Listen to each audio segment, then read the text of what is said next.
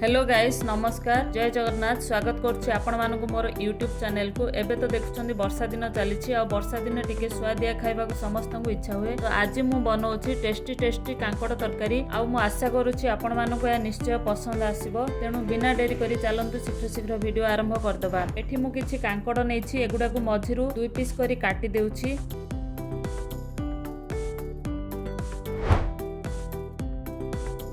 तापर किछि आलू को मध्य चोपा चांछि ताकू ठीक से परी मझिरु 2 पीस करी काटी रखुछि। एमिति बड़ बड़ पीस कले तार स्वाद किछि अलगा लागे पिला माने एमिति बड़ पीस खाइबा को भारी भल पांती। एबे एगुडा को भल से धोई देउछि।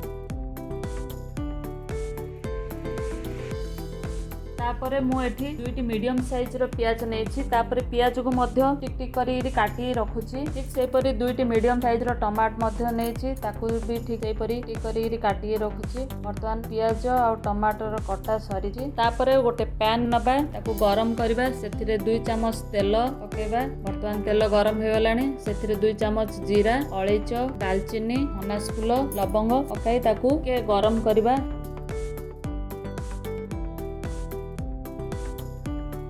तापर सेथिरे कटा जाइथिबा टमाटो और प्याज को पकेबा। तापर ताकू 2 मिनिट फ्राई करदबा। वर्तमान टमाटो और प्याज टिके फ्राई हो आसलानी सेथिरे 2 इंच अदा 5-7 कोळ रसुण पकेई ताकू मध्ये फ्राई करदबा।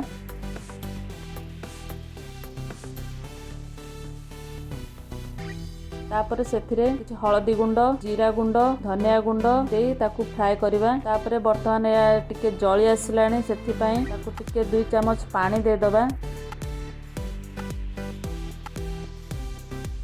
तापर ताकू पैन रे घोड़े दबा 2 मिनिट ये बे हे आसलानी। तापर आउ गोटे पैन रे कांकड़ और आलू को नहीं रखिबा। कांकड़ आलू को भल से सजेई रखिबा। मु एठी गोटे पर गोटे सब रखि देइछि। तापर सब तो कांकड़ आलू को एकाठी रखिकरी ताकू 2 मिनिट फ्राई करबा। अधिका तेल देनी प्राय 2 चम्मच तेल ही देइछि। अधिका डीप फ्राई करबानी अल्प टिके फ्राई कर दबा। एठी बड़ बड़ आलू पीस करी काटी देइछि सेथि लागि ताकू टिके सिझिबा पई लूण टिके देइछि आ अल्प टिके पानी दबा। ताकू एपट सेपटे ओल्टे दबा ताकू तापर टिके पानी दे ताकू पैन घोड़े दबा। तापर ताकू पैन घोड़े देगिरी 2 मिनिट छाड़ दबा। वर्तमान टमाटो प्याज गरम मसला भल से फ्राई हो आसलानी ताकू गोटे ग्राइंडर जार रे भर्ती कर दबा और ग्राइंडिंग करिगिरी रखिबा।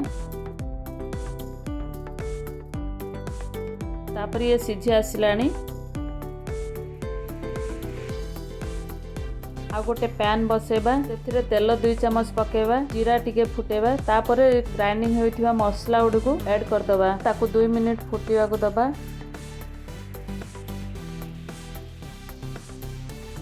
वर्तमान मसला टा भल से फ्राई हो सालानी। तापर फ्राई होइथिबा कांकड़ आलू को पैन रे पकेबा ताकू 2 मिनिट फुटिबा को दबा। तापर देखंतु ये प्रस्तुत हो आसलानी। तापर सेथिरे एबे धनिया पत्र कस्तूरी मेथी तापर किछि रुचि मसला और गरम मसला दे ताकू 2 मिनिट फुटिबा को दबा। तापर देखंतु ये एबे प्रस्तुत हो जाइछि कांकड़ आलूर नवा रेसिपीटा देखिया को बहुत सुंदर लागुछि। ताकू गोटे सर्विंग प्लेट रे बाहर कर दबा। देखंतु वीडियोटी केमती लागिला कहंतु। चैनल को निश्चय सब्सक्राइब करंतु लाइक करंतु कमेंट करंतु एवं शेयर करंतु। रहउछि आउ गोटे वीडियो रे देखा हबो। जय जगन्नाथ।